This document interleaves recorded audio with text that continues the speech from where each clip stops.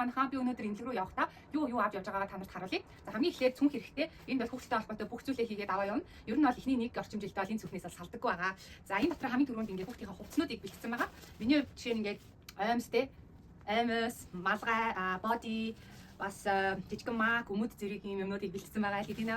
За тэгээд энийг ямар ч тач бүх хувцаа хийсэн байгаа. За тэгээд ер нь бол энд бол нэг юм хажуудаа ногоон зурастай даавгаар үлгийдэд хүүхдэд өгчдөг. Тэрэн дээр нэмээд би бас юм даав авсан. Тэгээд том үлгий бол надад байгаа. Гэхдээ тэрийг бол авч явахгүй. Ягаад гэвэл тэрийг үлгийдэд машин цуурах боломжгүй. Хүүхдийн яраа хүүхдийн тийм суудал дээр суудаг байхгүй. Тийм учраас надад зузаан гадуур нөмсөх юм боди. Энэ боди. Тэгээд энэ жоохон том гэхдээ зүгээр.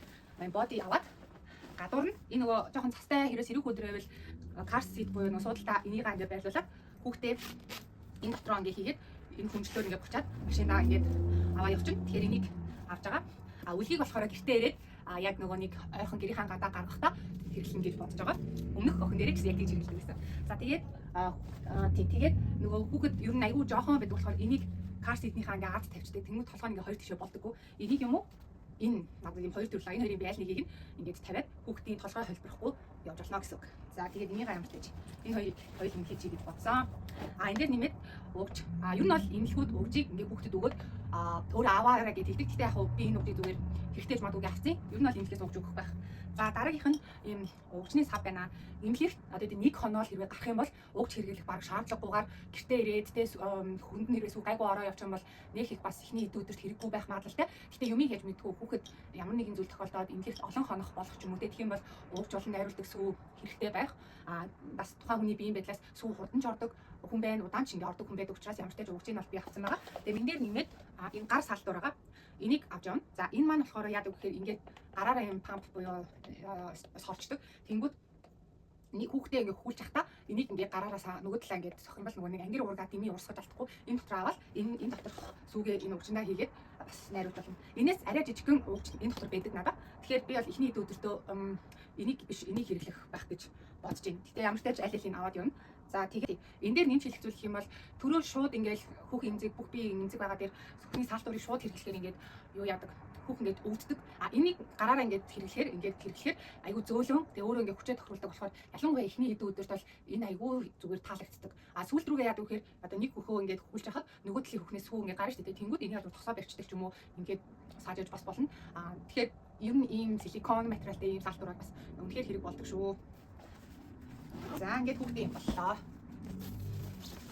Хамтдаа төрөөд хүүхд минь эрүүл сарал гараад ирлээ гэж бодоход дараагийн арга хэмжээ би өөр дээр авах хэрэгтэйдэг. Тэгэхээр өөрийгөө сайн тордоод өөрийгөө сайн арчлах нь аягүй чухал байдаг. За тэгэхээр надад юу хэрэгтэй вэ гэхээр эмнэлэг дээр хамгийн түрүүнд ингээд сольж өмсөх хувцснууд төрсний дараа эмэгтэй хүн амар хөлөрдөг юм байлээ. Би бүр үнэхээр амьдралдаа хөлөрж байгаагүйрээ хөлөрж үзсэн. Тэгэхээр төрсний дараа солих ээлжийн хувцастай. Тэгээ зузаан халаад бас хэрэгтэй. Би бас зузаан халаад авсан. Тэгээд сольж өмсөх подолт гэдэг юу нь авсан. Гэтэ яг Америкийн эмнэлэгт бол ийм нөгөө нүмерэг өмсөлчихдэг төрөхт үеэр. Тэгэхээр тэр үеэр баг хувцас хэрэггүй. Хамгийн гол чухал зүйл нь зузаан гоё оймс халтарч унахгүй тийм хөлгөнсөн материалтай биш боломжтой байвал доороо нөгөө юм наалтдаг тийм эзэнтэй тийм оймс байвал тэр төрсний дараа үтгээгээрээ төрсөн ялангуяа ойдолтой төрсөн ээжүүдэд хэрэгтэй би дөрвөн зүйл хэлье. Хамгийн нэгдүгээр ийм халуун бүлээн биеийн хэмжээний температурт ойрхон ус хийгээд өөрийгөө угаадаг ийм сав хэрэгтэй. Эндээс ингээд шахангууд эндээс нь ус гардаг.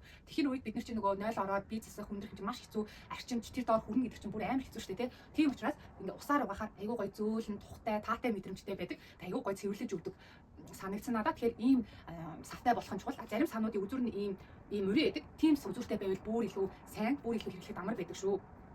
За хоёрдугаар болохоор би энд харуулчих. За энэ нөгөө нэг ийм пад байгаа ийм дотроо ингээд өвчин намдагчтай. Тэгээ ингээд дүрсийн ч юм уу бид нар ингээд ямар нэгэн памперс өмссөн байгаа шүү дээ том хүний эсвэл том ингээд тэр даамсаг тавьсан байгаа. Даамсагныхаа дээр 2-3 шилтийг ингэж тавиад тэгээд ингээд зүүн тэгээд ингээд өмсөн гэсэн. Тэгэх юм бол айгүй бас гоё таатай тухтай мэдрэмж төрөөд өвчин намдал багасдаг. За дараагийнх нь энэ юу вэ гэхээр ийм шүршдэг төрөл байдаг. Энэ болохоор ингээ хүний ингээ доороос биднээс чинь шавхраг гэж гарна. Зарим хүмүүсийн одоо цагаан мах хэрэг нэтер гэж ярьдэн шүү дээ, тий. Ингээ цус гардаг.